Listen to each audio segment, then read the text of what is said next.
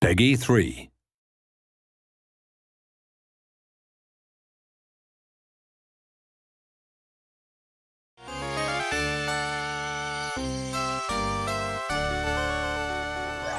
When I was thinking about what people remember fondly about the game, at the time I think it was enjoying the thrills and getting the timing right when they played it.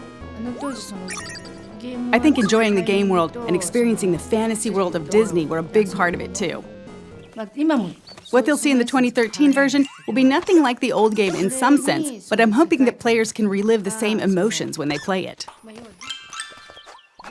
It's taking something that was very iconic in the 16-bit era and thinking, well, how can we take something that was really special, really worked well, was one of the most iconic games of its time, and actually try and explore that in new ways with the technology. And you have to be very mindful of what made the original so successful and why people loved it, and try and bring that forward without it being just, literally a one-for-one remake. There were a lot of unique games at the time in terms of graphics or the general atmosphere of the game. Even among those, this game made an impression that still lasts. And now it's being remade. The fact that we're bringing back something nostalgic that people remember fondly as a game they enjoyed years ago, to me, is the epitome of Disney.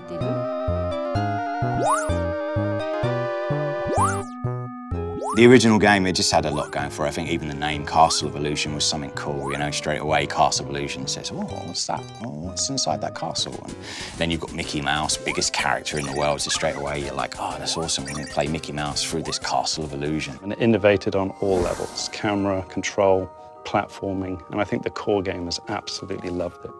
So that in essence, it's a very simple platformer, but it grabs the magic of Disney, the magic of Mickey. It was my first time making a game, so I came up with ideas I thought might be interesting and things I thought would help flesh out the fantasy world without being hesitant about how difficult or unconventional they might be. In that sense, I think that helped us make a unique game. First, the animation was unique in that it used a remarkable number of frames in the animation for its time. We tried to use as many techniques from film animation as we could. Also, we put a lot of energy into the backgrounds for its time, packing in as much as we could given the memory constraints. I think both efforts paid off in terms of the game's graphic quality. A Disney animation is always moving, from beginning to end. At the time we were making our game, if you didn't do something on the controller, nothing would move at all. So we thought, if we want to bring Disney animations to life, we need things moving on the screen all the time. These days you see it in almost all games, but at the time, we were one of the first games where your character would move even when you're not doing anything. The amount of memory or VRAM that we had to work with at the time was really tiny. You need memory to make good, rich animations, but the way VRAM had been used prior to that point wasn't very well suited for animations like that. So we worked with the programmers to rebuild the system from the ground up to let us focus more on the animations. Once we got the animations where we wanted them, we adjusted the character's movements pixel by pixel for a better feel when the player controls him. When we were told to make a Mickey Mouse game, I didn't want to make a game that was just about Mickey being cute. Our focus was on how we could include the Disney World view from their classic movies. So rather than Mickey Mouse alone, we drew inspiration from the various classic movies that Disney's produced.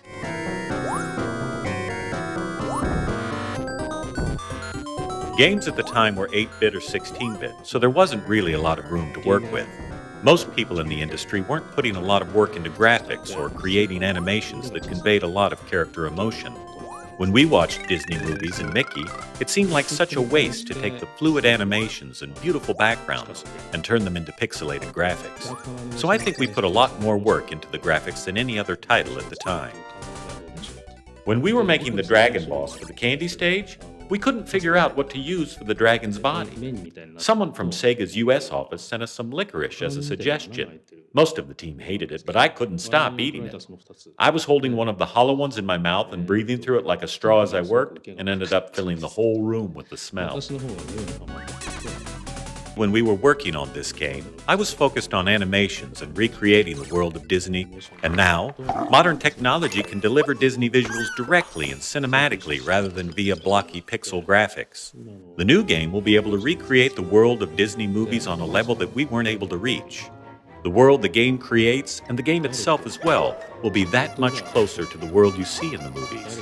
People will be able to enjoy that as they play. The original game had this, and it's there in the remake as well. The essence of Disney, a positive world of dreams, peace, and imagination. It's the epitome of Disney, and I hope everyone enjoys that in the new game, too.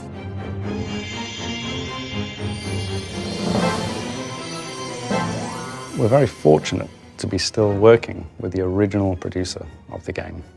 I don't think many other studios have ever had that opportunity. SEGA actually approached us about this a number of times, so I've seen prototypes and ideas from other developers as well. But with SSA's prototype, it took me back to when I was working on the original game. It reminded me of things I was feeling at the time, or what was going through my head as I was working on it. That's a wonderful thing, and it made me really want to work with them. The prototype we delivered was actually to be presented to the producer of the original game. There is nothing like that as a goal to motivate a team and then to fly a lot of that team over to Japan and present live. I myself was quite nervous. I've heard that the producer was very tough, very talented. She did the original game. We were there in the meeting, everything was quiet. She walks in, everybody's very nervous. It went phenomenally well. She was happy, she was laughing, she enjoyed what we did to Mickey. For us to change the mechanics, we have to be very cautious. We can't steer too far away from the feel of Mickey, and we can't go too retro, because there were technology constraints in those days on what you could do with Mickey. So we've analyzed the feel of Mickey, the jump heights, the inertia, the turn, on the edge of a cliff, and we've been able to just knock it out of the park, all the animations, and now we're challenged by the feel of Mickey. So we feel we can move from the retro to retro plus. We can do more of what I think the gamers in those days would have loved because of our technology. It's more lifelike, it's more fun. The lighting effects are taken into the account, the candlelight in the background. So all of a sudden the personality, the core pillar of the game, Mickey, is brought to life. And that's something that we really want to do with Castle of Illusion, is try and modernize Mickey, but put him in the context of what we had before in the original game. And our challenge then is to try and improve the animations, the look and feel of Mickey, the characters around Mickey, the environments that he's in, and even the music score is a massive part of that whole Disney package. Primarily, we're able to do a lot more with the sound effects, the mixing, the environmental effects. I mean, these are all things that we come to expect without realizing it. If a fan of the original picks up and plays the new Castle of Illusion, I think they're going to be really surprised. I think they're going to feel like this is Castle of Illusion, and I think we've played a few little tricks on them along the way. And I think if they're looking out for those things that they remember, they're going to see them and a few extra as well. That's the thing I'm most nervous about. When people who've played the game before get their hands on the new game, what will they think? I can't wait to find out. It's expressed in a completely different way, but the essence is the same. So I hope the enjoyment they experience from it is the same.